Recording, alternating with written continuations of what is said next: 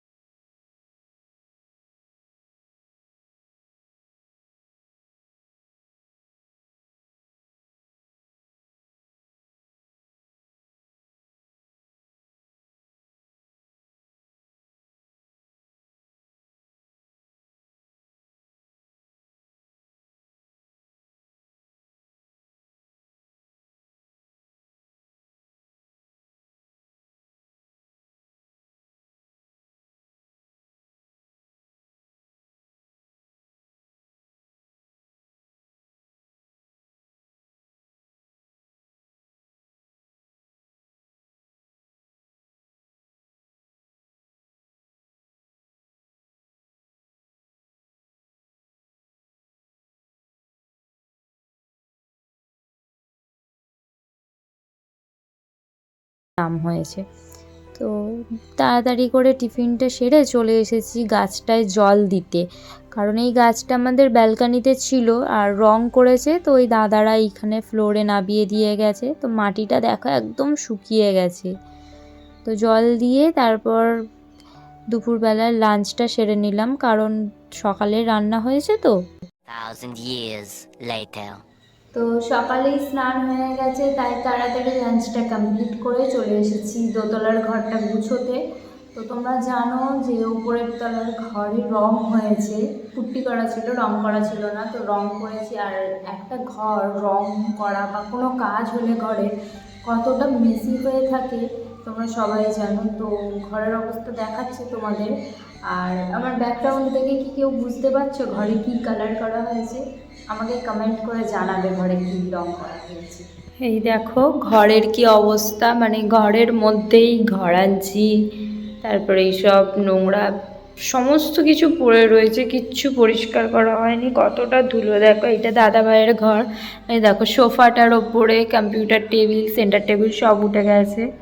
তো লাইটগুলোও এখনো পর্যন্ত ফিট করা হয়নি। এই যে ঘাড় বেঁকে পড়ে রয়েছে লাইট। তো সমস্ত কিছুই প্রচণ্ড অগোছালো। এই দেখো সমস্ত কিছু নোংরা, দরজাগুলো, মানে এগুলো পরিষ্কার করতে যে কত টাইম লাগবে সেটা এখনও মানে ভেবে উঠতেই পারছি না। ফ্লোরটা কতটা ধুলো জমে আছে একবার খালি দেখো। আর এই যে দাদারা রং করে গেছে, রঙের বালতি সমস্ত কিছু পর্যন্ত এখানে রেখে চলে গেছে। তো এইখানটা আমাদের বেসিন বসানোর জন্য করেছে। এই যে ওপরটায় লাইট আর বেসিন বসানো। আর এই একটার অবস্থা দেখো, এটা বাঙ্ক বলে এক্স্যাক্টলি। ওই বাঙ্কটা পালিশ করা ছিল, তো পুরো রং লাগিয়ে অবস্থা খারাপ করে দিয়ে চলে গেছে। মানে এটা আর কিছু করা যাবে না, এটাকে আবার পালিশ করাতে হবে। এটা যদি মুছে তুলতে যাই পালিশগুলোই চটে যাবে, তো আবার পালিশ করতে হবে। এক্সট্রা কাজ এগুলো, অনেক কাজ বাকি আছে। দেখো সিঁড়িটায় এখনো গ্রিল লাগানো বাকি। তো এটা আমাদের দোতলার সিঁড়িটা, একতলার সিঁড়িটাই হচ্ছে এই রকম, মানে কি বলে এটাকে, ইট দিয়ে প্লাস্টার করা আছে এরকম, মানে আগেকার বাড়ি তো অনেক দিনের পুরনো, তো এইরকম করা। আর ওপরে দোতলার সিঁড়িটা আমরা স্টিলের রেলিংগুলো লাগাবো, তো ওই জন্য এগুলো করা হয়নি। রং করার অপেক্ষায় ছিলাম যে রংটা হয়ে গেলে তারপর একবারে লাগাবো এটা। তো অনেক কাজ বাকি, সমস্তটা কমপ্লিট হলে তোমাদের একটা রুম ট্যুর দেবো। অবশ্যই আমাকে কমেন্ট করে জানাবে যে তোমরা রুম ট্যুর দেখতে চাও কি না, আমি রুম ট্যুর দিয়ে দেবো। তো দরজায় এই ডিজাইনটা দেওয়া হয়েছিল, তো দরজাটায় এই ডিজাইনটা কেমন লাগছে তোমরা অবশ্যই আমাকে জানিও।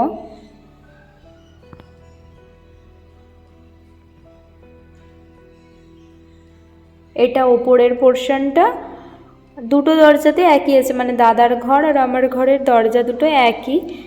তো রঙের কাজ হয়েছে তাই দরজাগুলোয় ধুলো পড়ে গেছে বলে এরকম সাদা সাদা লাগছে। আর ফ্লোরের পাথরটা এই রকম হয়েছে, মানে টাইলসটার ডিজাইনটা তোমরা বুঝতে পারছো কি না জানি না, এই যে এইরকম কতটা ধুলো পড়ে আছে বোঝা যাচ্ছে দেখো। তো এটা কাজারিয়া কোম্পানির টাইলস। আমাদের নিচে যে টাইলস বসানো আছে সেটা লোকাল কোম্পানির ছিল, বাট এটা একটু দামি কোম্পানির নেওয়া হয়েছে।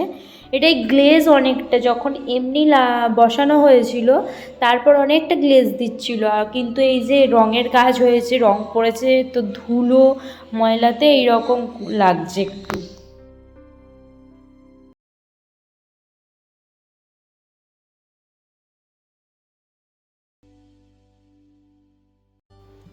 দুপুরবেলা ওপরের ঘরগুলোকে ভালো করে পরিষ্কার করে মুছে তারপরে একটু শুয়ে পড়েছিলাম, ঘুমিয়েও পড়েছিলাম প্রায় আধ ঘন্টা 40 মিনিট মতো।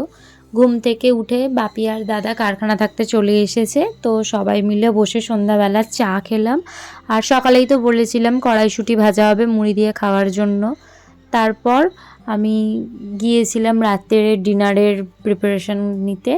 তো রাত্রিরে হবে আজকে বেগুন আলুর তরকারি, ডিম ভাজা আর সিমুইয়ের পায়েস, রুটিও হবে আর সকালের ভাতও আছে।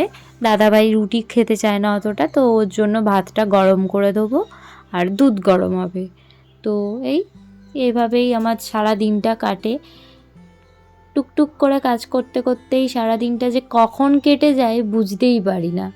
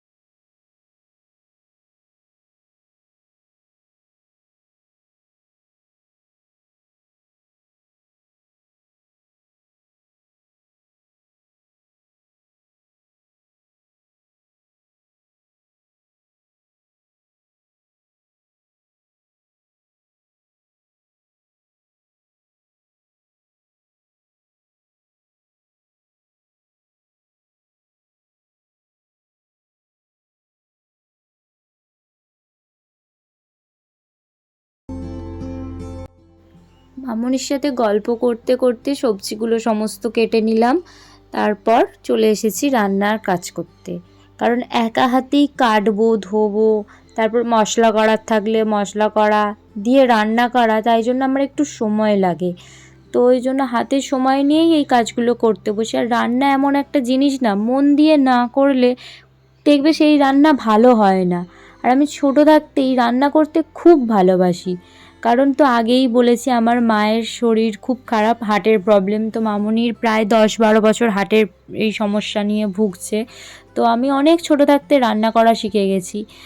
নিজেই রান্না করতে করতে ছ্যাঁকা খেতে খেতে অনেক ছ্যাঁকা খেয়েছি। আগে তেল পড়ে যেত হাতে, কী করে কী করতে হতো কিছু জানতাম না। আর আমাকে না হাতে ধরে কেউ রান্না শেখায়নি কোনো দিন। কেউ বলেনি যে এই রান্নায় এই মশলা দিতে হবে বা কী। মামনি অসুস্থ, কে বলবে? তাই আমি নিজে যেমন করে তেমন করে করতাম। করতে করতে আজ বেশ ভালো রান্না করতে পারি। না, এইটুকুনি বলতে পারি, রান্না খেয়ে কেউ মানে অসুস্থ হয়ে পড়বে না।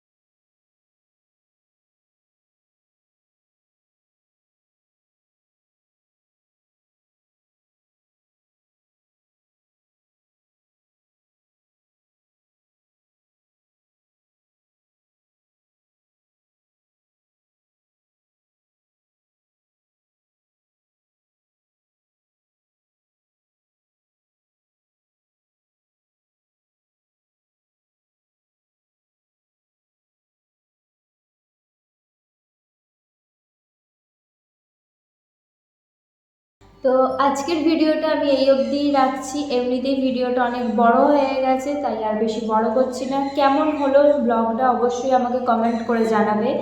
এই নিয়ে আমার 4 নম্বর ব্লগ হচ্ছে এটা। তো তোমরা অবশ্যই কমেন্ট করে আমাকে বলো যে আমি কি ঠিক করছি, কি ভুল করছি, বা একই জিনিস বারবার রিপিট করছি কি না, তোমরা নতুন কিছু দেখতে চাও বা কীরকম ধরনের ভিডিও দেখতে চাও, সমস্ত কিছু আমাকে কমেন্ট করে জানিও। আমি অবশ্যই তোমাদের মানে চাহিদা অনুযায়ী কাজ করার চেষ্টা করব। যদি আমার ভিডিও ভালো লেগে থাকে তাহলে প্লিজ একটি লাইক করে আমার চ্যানেলটিকে সাবস্ক্রাইব করে দিও। আর নতুন কোনো বন্ধু হলে পাশে থাকা বেল আইকনটি প্রেস করে দিও, যাতে আমি নতুন কোনো ভিডিও আপলোড করলে সবার আগে আপনি দেখতে পান।